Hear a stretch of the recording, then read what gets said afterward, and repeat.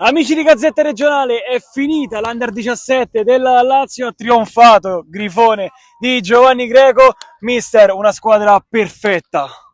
Dico di sì oggi, dico di sì perché l'abbiamo vinta proprio con tutto proprio il cuore, cioè fino alla fine non hanno mollato niente, anche quando rigore sbagliato e ci siamo subito rimessi in carreggiata. Quindi gli faccio solo i complimenti a sta squadra perché è un gruppo di ragazzi veramente splendido.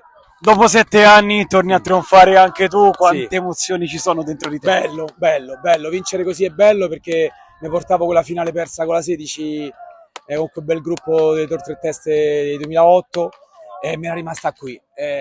Con questo, diciamo, tra virgolette, mi sono vendicato, diciamo così. Poi vincerla così con una grande squadra, certo i rigori è una lotteria, quindi potevano vincere loro, potevamo vincere noi. Secondo me ai rigori vince sempre chi ha qualcosa, un pezzetto in più. Anche quando l'ho persi ai rigori dico la stessa cosa.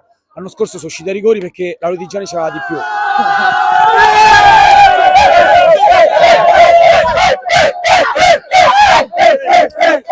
Lasciatemelo solo un minuto, poi ve lo ridò.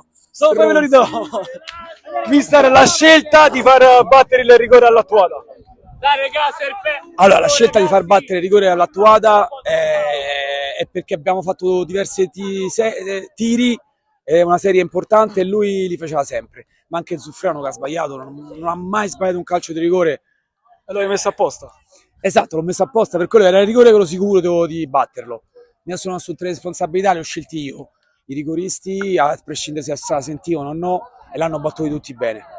Hai completato un biennio fantastico? Sì, l'ho completato perché sti ragazzi con questa vittoria hanno dimostrato che da che nessuno gli dava un minimo un briciolo di fiducia, un minimo di importanza, sono andati a prendere il palco più bello, no? Col titolo regionale dell'Under 17, così come ci eravamo messi noi come obiettivo il 19 agosto del 2024. Io gliel'avevo detto, voi vedrete che andrete a fare il titolo italiano. E tutti mi guardavano, ma come? Così è andata. Ricucire dello scudetto tra qualche mese? Allora, guarda, quello sarebbe proprio un sogno. Adesso, stasera proprio ce la godiamo. Giustamente. Solo che purtroppo non abbiamo neanche troppo tempo, perché domenica mi sembra che giochiamo subito. Sì, alle ore 16. Non è stata proprio una grandissima pensata questa, diciamolo, però vabbè, tanto ormai ci stiamo, balliamo. Non so manco con chi gioco perché io per superstizione non ho visto nulla, quindi da stasera ci mettiamo a studiare.